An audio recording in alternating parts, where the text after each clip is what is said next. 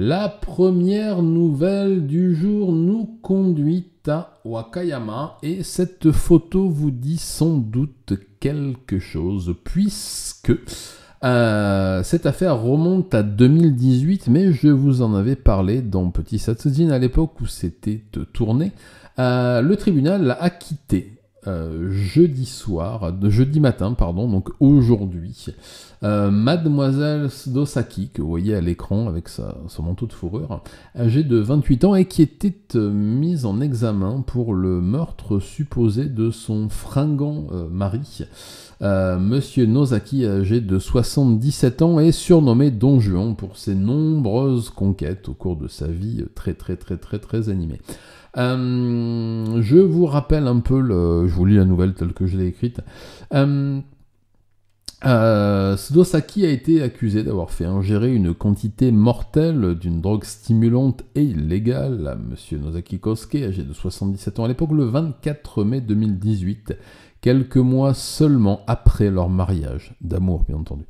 Selon l'acte d'accusation, le procureur avait requis une peine de prison à vie contre Madame Sdo devant le tribunal du district de Wakayama, la même où est jugée l'affaire du curry, comme vous le savez, mais on en reparlera un jour.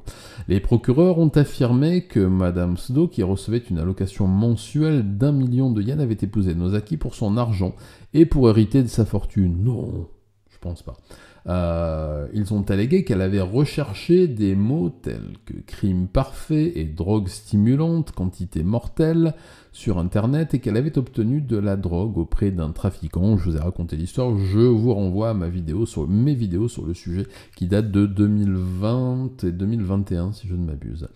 Ils ont retrouvé le petit dealer affirmant que Nozaki lui avait demandé d'acheter les drogues pour lui. Voilà, c'est elle qui disait que Monsieur Nozaki voulait prendre des stimulants parce qu'il avait des problèmes à hisser les couleurs. Sa défense a affirmé qu'il était possible que Nozaki ait ingéré les drogues lui-même. Je cite la défense, il n'y a que des preuves suspectes et qu'il n'y a que des doutes quant à la conclusion que quelqu'un est le coupable, il devrait être considéré comme non coupable, a déclaré son avocat. En tant que président d'une société de vente d'alcool et d'une entreprise immobilière dans la préfecture de Wakayama, Nozaki aurait eu une valeur personnelle d'environ 1,3 milliard de yens. Je vous laisse faire la conversion. Convertissez-vous. Sdo a épousé Nozaki, qui avait plus de 50 ans de plus qu'elle, en février 2018. Nozaki est devenu célèbre en publiant une autobiographie appelée Le Don Juan de Kishu, l'homme qui a donné 3 milliards de yens à 4000 belles femmes. Voilà, parce qu'il a eu 4000 femmes dans sa vie. Ce qu'il a écrit dans son autobiographie. Il se comparait au mythique playboy espagnol, etc. Voilà, donc bien la cour, le tribunal a estimé que l'ensemble des preuves qui avaient été fournies par l'accusation et par la police, donc les stimulants, les choses retrouvées dans les poubelles, encore une fois je vous renvoie à mes vidéos sur le sujet, c'était une affaire vraiment passionnante, moi qui m'avait vraiment motivé à l'époque, parce qu'on était possiblement sur le cas d'une veuve noire, puisque auparavant elle était avec un autre homme d'affaires assez âgé, alors qui n'est pas mort, mais qui s'est retrouvé dans qui a eu quelques problèmes de santé. Elle était connue pour être une coureuse de dot, pas de points, d'argent. Et j'étais, comme beaucoup d'ailleurs, passionné par tout ça. Je regardais régulièrement les informations pour être tenu au courant des avancées de cette histoire. Eh bien, il semblerait que nous nous fûmes trompés, toutes et tous, car il semble qu'elle soit innocente. En tout cas, c'est la vérité judiciaire, jusqu'à preuve du contraire. D'après ce que j'ai pu lire, voir et entendre, eh bien, l'accusation ne fait pas appel. La famille de Nozaki, pour l'instant, ne fait pas appel de la décision. Mademoiselle Sdo est donc libre et devrait hériter de la fortune de son mari. Je souris parce que autant dans l'affaire de Madame Hayashi, qui se passe à Okayama aussi, je suis convaincu de son innocence, autant dans cette affaire-là, eh bien, pour avoir lu beaucoup de choses et écouté un peu, avoir laissé traîner mes oreilles pendant toutes les années qu'ont duré cette procédure,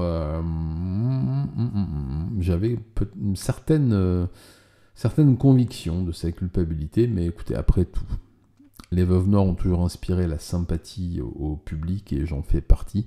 Qu'elle profite de son argent et je vous dirai s'il y a un appel ou non à faire classer.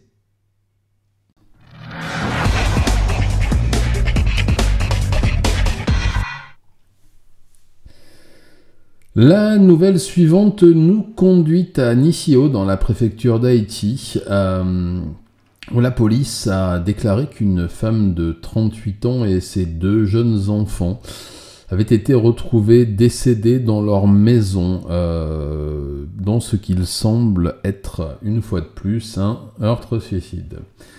Les corps de Madame Enomoto Manami, 38 ans, de son fils Wataru de 2 ans et de sa fille Saho de 5 mois ont été retrouvés par le mari de Madame Enomoto alors qu'il rentrait du travail vers 21h30 lundi soir. La police a déclaré mercredi qu'une autopsie avait révélé qu'ils étaient morts d'une intoxication au monoxyde de carbone lorsqu'ils ont été découverts. Les 3 étaient effondrés dans la même petite pièce, une odeur de gaz flottait dans l'air et du ruban adhésif avait été utilisé pour sceller les portes et les fenêtres.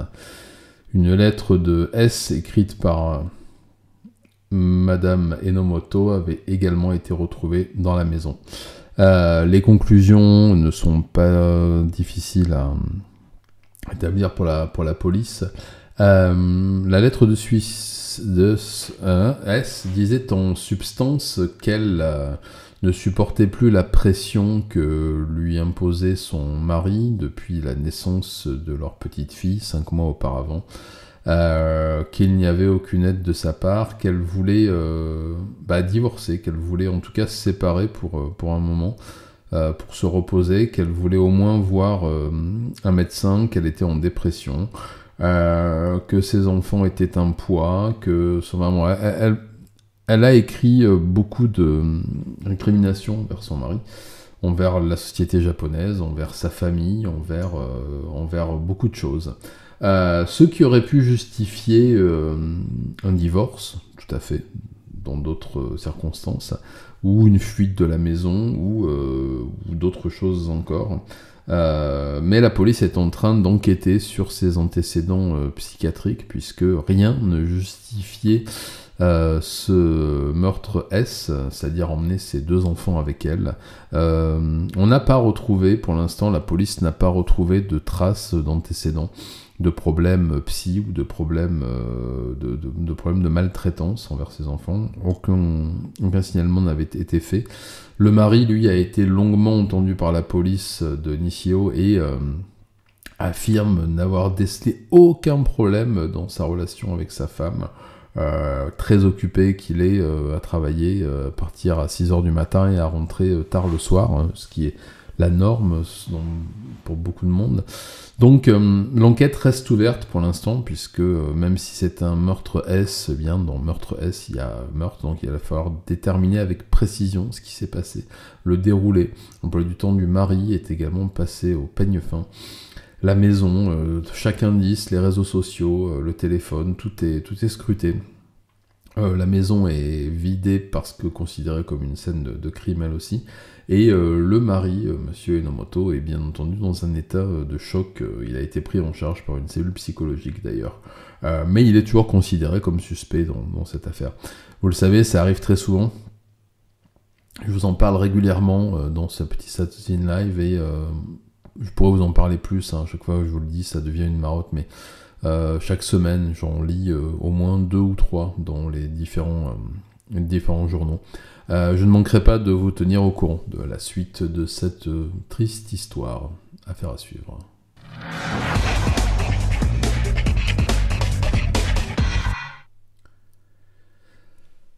La nouvelle suivante nous conduit à Yokohama où un responsable, un chef de bureau du cabinet du Premier ministre, s'il vous plaît, a été arrêté pour avoir sollicité des mineurs à des fins sexuelles. Je vous raconte. Un haut fonctionnaire du bureau du Premier ministre du premier cercle du pouvoir a été arrêté jeudi, donc aujourd'hui, soupçonné d'avoir sollicité 2 jeunes filles mineures de 14 et 15 ans pour des relations S. Monsieur Koizumi Yukihiro, 40 ans, arrêté et soupçonné d'avoir eu des relations S, donc c'est plus des sollicitations, maintenant c'est des relations, puisqu'il a été pris en flagrant délit, avec 2 collégiennes dans une voiture garée à Yokohama, une première fois en avril, puis en décembre, en leur promettant de les payer en espèces, ce qu'il a fait dans le premier cas. Les jeunes filles auraient chacune reçu environ 4000 yens, ce qui n'est rien du tout, je laisse faire la conversion, c'est environ, je pense, une vingtaine d'euros, 25 euros, de Koizumi. Les jeunes filles avaient rencontré le monsieur par l'intermédiaire d'un ami qui était connu pour rabattre des mineurs, voire des très jeunes mineurs, pour certains messieurs, notamment dans le milieu de la politique, a indiqué la police. Le monsieur en question reste introuvable puisque monsieur Koizumi n'a pas donné son nom, mais il semble qu'il est un pseudonyme que la police connaît déjà et qu'elle soit assez trousse depuis assez longtemps. Il a bien entendu été placé en garde à vue. Pour l'instant, il n'est pas question de le mettre en détention provisoire, chose que l'on fait pour le commun des mortels.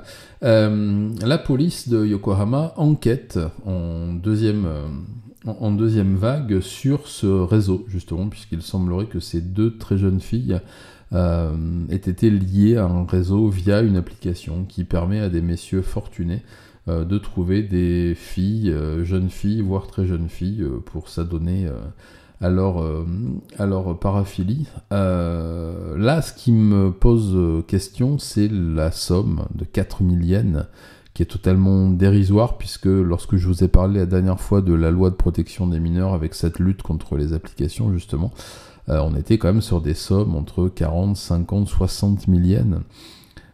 Donc je suis assez curieux de connaître la suite de l'enquête, savoir s'il n'y a pas d'autres promesses en plus de l'argent. En tout cas, l'une des filles, d'après ce que j'ai lu dans le Asahi, était en situation de fragilité car frappée d'un handicap léger, un handicap mental léger, et puis âgée de 14 ans, donc fortement influençable par un homme de 40 ans, surtout au bureau du Premier ministre, avec tout ce que ça peut impliquer au Japon. Enfin, en tout cas, je ne manquerai pas de vous tenir au courant des suites de cette affaire, en espérant que, bien en tirant sur le petit fil, il y ait toute la pelote qui vienne et que le réseau soit arrêté, si tant est que ce soit un réseau.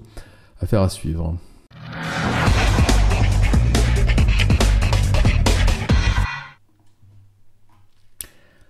La dernière nouvelle nous conduit au nord de Tokyo, dans les fermes d'exploitation, et je vais vous parler aujourd'hui d'un nouveau fléau, peut-être pas si nouveau que ça, mais en tout cas sous cette forme-là, qui frappe le Japon depuis quelque temps, qui est l'exploitation des travailleurs étrangers, et là en l'occurrence des jeunes travailleuses cambodgiennes. Alors, je l'ai dit, mon frère y est en ce moment, donc ça tombe... Non, j'allais dire ça tombe bien, ça tombe pas du tout bien. Je vais vous lire la news telle que je l'ai résumée. Une Cambodgienne qui travaillait comme assistante technique dans une ferme de fraises au nord de Tokyo envisage de porter une nouvelle plainte en dommages et intérêts contre le directeur de la ferme, alléguant de multiples cas de viol ayant conduit à une grossesse et un avortement, a déclaré son avocat lundi. La femme de 23 ans affirme avoir été continuellement agressée sexuellement par le directeur de 58 ans, quelques mois seulement après avoir commencé à travailler dans la ferme de la préfecture de Tochigi en juillet 2022, selon son avocat. Elle a déclaré que les agressions ont continué presque tous les jours pendant environ 5 mois jusqu'en avril 2023 et sa grossesse. Donc le directeur a nié l'avoir jamais forcé à avoir des relations S par l'intermédiaire de son avocate de l'époque en novembre 2023. Et il affirmait lui avoir une relation normale avec elle, consentie. Il n'a pas répondu à la demande de commentaires des différents journaux qui l'ont sollicité.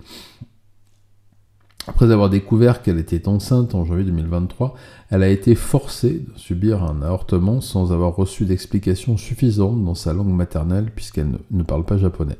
Les abus S seraient continués même après l'avortement. La femme, accablée de dettes pour les dépenses engagées pour entrer au Japon, les procédures et la filière... Vous savez, des gens qui organisent les déplacements de population en Asie souvent se font payer une forte somme. Une situation courante pour les stagiaires techniques, comme on les appelle, c'est-à-dire ceux qui travaillent dans le cadre de la coopération japonaise avec différents pays d'Asie, dont le Cambodge, le Laos, le Vietnam, etc. Elle a déclaré qu'elle se sentait incapable de le rejeter et de refuser ses avances car il menaçait de la renvoyer chez elle et de la dénoncer à la police alors qu'elle était en situation régulière.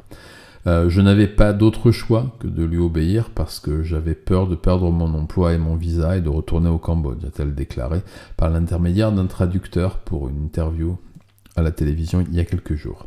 Le programme japonais de stage technique, bon ça j'en ai déjà parlé, de coopération. De nombreux stagiaires ont fui ce programme en raison de traitements injustes, notamment de l'absence de salaire ou de salaire impayé, de harcèlement S et de viols répétés sur les jeunes stagiaires, qu'elles soient cambodgiennes, laotiennes, vietnamiennes, etc. Bon, là, je reviens un peu sur l'historique de ce programme. Le gouvernement a décidé en juin de cette année de remplacer ce programme très controversé par un nouveau système offrant une plus grande flexibilité pour les changements de lieu de travail. Bon, je sais pas si ça va changer grand-chose, hein. Là, pour avoir regardé un peu les résumés, on est sur environ 5000 cas déclarés d'abus dans ce genre. La femme cambodgienne a demandé l'aide d'un syndicat basé dans la préfecture de Gifu qui soutient les stagiaires techniques et a été hébergé en avril 2023, selon l'avocat de la défense et d'autres sources, d'autres associations aussi d'aide. En 2023, elle avait déposé une plainte déjà auprès de la police préfectorale de Tochigi pour viol contre le monsieur déjà.